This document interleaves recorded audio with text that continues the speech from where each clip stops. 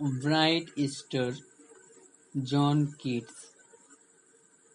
Bright Easter, would I were steadfast as thou art, not in lone splendor hang amid the night, and watching with eternal lids upward, like nature's patient, sleepless eremite. John Keats starts the poem addressing the star as Bright Easter. John Keats তারাকে উজ্জ্বল তারা বলে সম্বোধন করে কবিতাটি শুরু করেছেন। There comes a question in everyone's mind. What is the reason behind addressing the star?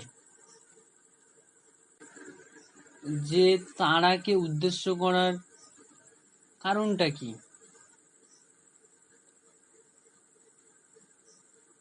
When we speak with each other, such kind of thing we use. যখন আমরা কারোর সাথে কথা বলি তখন এই ধরনের যে সম্বোধন সেটা আমরা প্রত্যেকেই ব্যবহার করে থাকি। When we start conversation with someone, we say, "Hey Parveen, listen to me." কথা বলার শুরুতেই আমরা বলে দিই যে হে পারভিন, আমার কথাটা মনোযোগ সহকারে শুন। তো এটা বলার উদ্দেশ্যটা কি? There is only reason so that the person can pay her attention to our words, যাতে করে সে ব্যক্তিটা তার যে মনোযোগ সেটা আমাদের যে কথা সেটাই দিতে পারে। এটার মানে এই যে সে যাতে আমাদের কথাগুলো মনোযোগ সহকারে শ্রবণ করতে পারে। ঠিক তেমনই লেখক এখানে ব্রাইট স্টার বলে সম্বোধন করছে যাতে করে তার কথাগুলো সেই ব্রাইট স্টার খুব কেয়ারফুলি আর অ্যাটেন্টিভলি মনোযোগ সহকারে শ্রবণ করতে পারে। Would I were steadfast as thou art, আমি যদি তোর মতো স্থির হতাম। লেখক জন কিটস তারাকে বলছে যে তুই যেমন স্থির ঠিক আমি যদি তোর মতো স্থির হতাম। Not in lone splendor hang amid the night,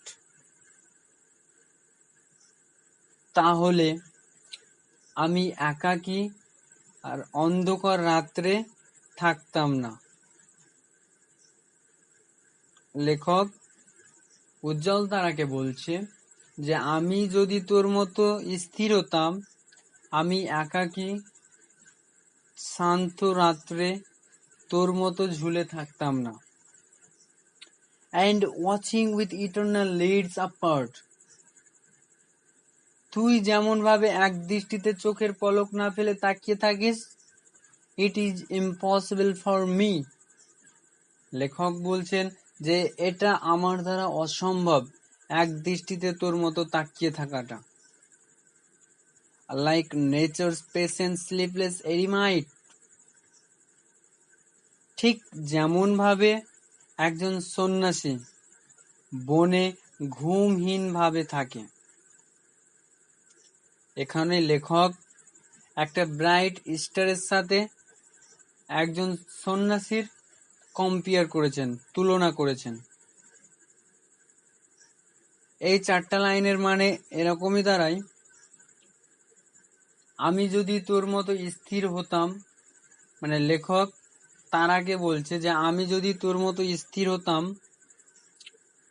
তবে আমি তোর মতো এই নির্জন একাই রাতের অন্ধকারে ঝুলে থাকতাম না। তোর মতো আমি চোখের পলক না ফেলে এক দৃষ্টিতে তাকিয়ে থাকতাম না। যেমন ভাবে একজন সন্ন্যাসী ঘুমহীনভাবে বনে বাস করে।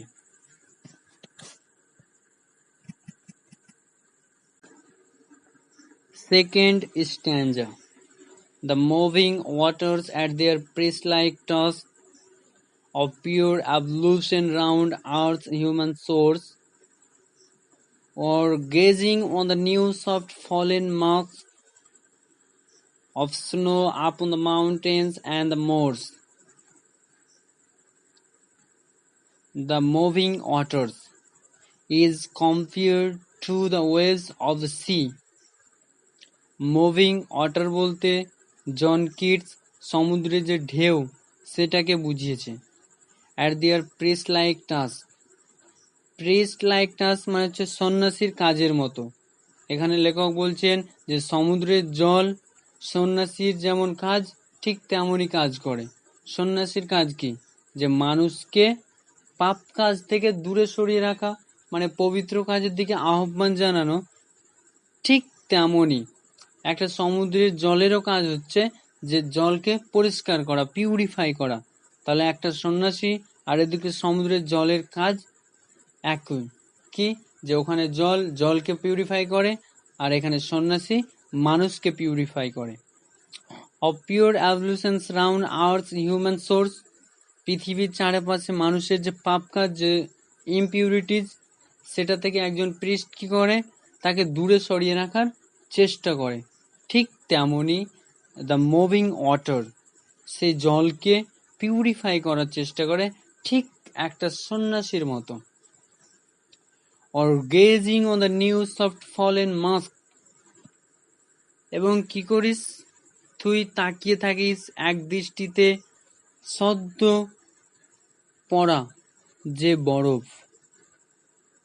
মানে লেখক এখানে বলছে যে সদ্য পতিত হওয়া বরফের দিকে তুই এক দৃষ্টিতে তাকিয়ে থাকিস। Of snow upon the mountains and the Morse, সেই বরফগুলো কোথায়, কার ওপর পড়ে? মাউন্টেন, পর্বতের ওপর, এবং বিস্তীর্ণ পতিত জমির ওপর।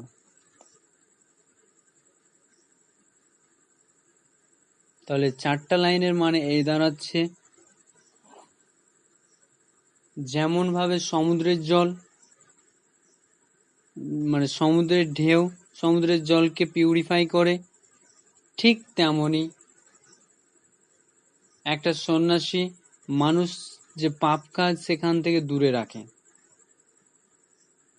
তারা তুই সদ্য পতিত বরফের দিকে এক দৃষ্টিতে তাকিয়ে থাকিস, যেই বরফগুলো মাউন্টেন, পর্বত এবং বিস্তীর্ণ পতিত জমিতে পড়ে। Stanza 3. No yet still steadfast, still unchangeable, cheek pillowed on my fair lover's white ripening breast, to touch forever its warm sink and swell, awake forever in a sweet unrest.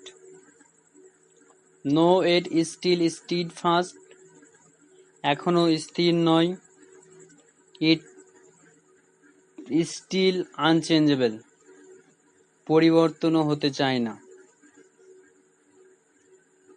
Cheek pillowed on my fair lover's white ripening breast,